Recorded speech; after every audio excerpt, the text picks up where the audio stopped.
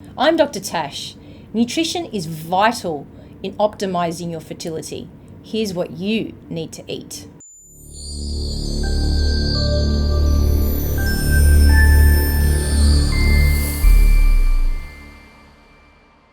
Nutrition is a very important part of pregnancy planning. Clearly, there are things that you shouldn't or should eat. There are some basic food principles that I'd like for you to follow when you're thinking about conceiving and even during when you're pregnant. Some basic principles include eating whole foods, that is, eating foods that you're able to identify as a real food, like a tomato, for example. You want to maximize the amount of nutrients that you actually eat at every meal. And the only way you're going to get that is when you eat a lot of vegetables. You also have to be mindful of how much sugar you have in your diet. You would like to actually have a balance of foods. So you're looking at whole foods such as meat, dairy, vegetables, fruits, and nuts. You'd like to also eat seasonally. And what that means is eating things in season. And that's important because you know that seasonal fruits and vegetables will actually be maximized in their nutrient density. Something that's not seasonal that you're seeing on a shelf means it's probably been bought from somewhere else.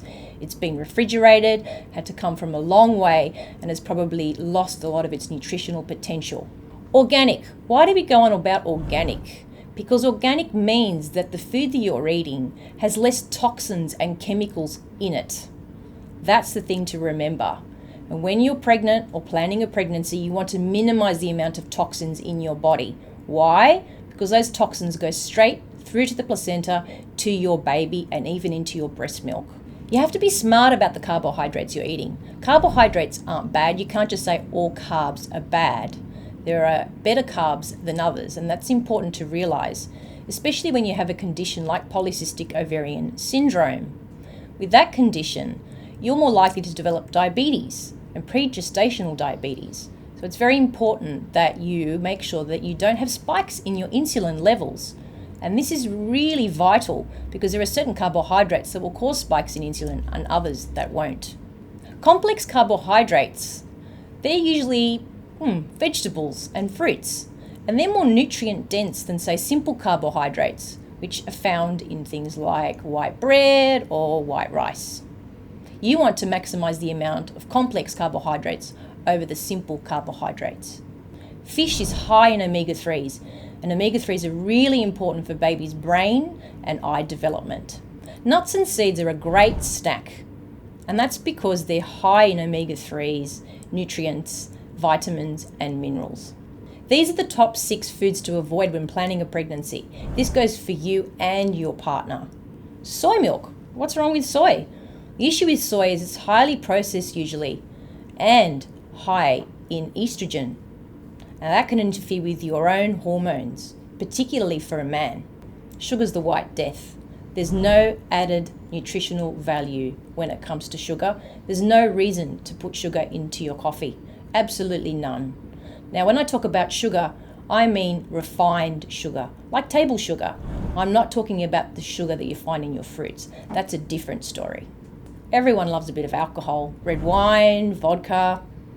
I recommend you review how much alcohol you're having. What's the safe limit? We don't really know if there's a safe limit.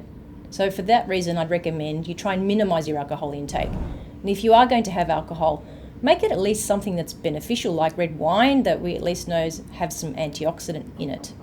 Processed foods. That usually means that the food has been stripped of all its nutrient capacity. A lot of the time, things are added in to make up for that. And a lot of those added in things are things like sugar, the white death. Avoid processed foods. Fast fried food.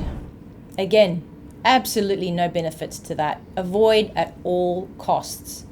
Elvis Presley, who used to deep fry his Mars bars, may be just agreeing with me right now.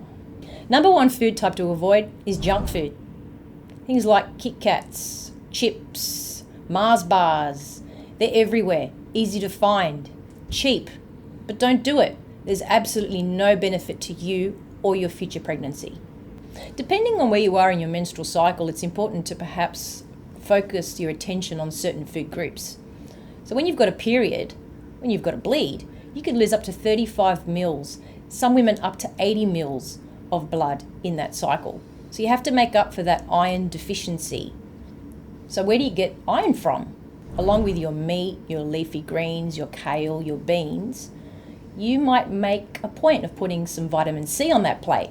Where can you get vitamin C from? Tomato. What does the vitamin C do? It helps you absorb that iron. It maximizes the amount of iron on your plate.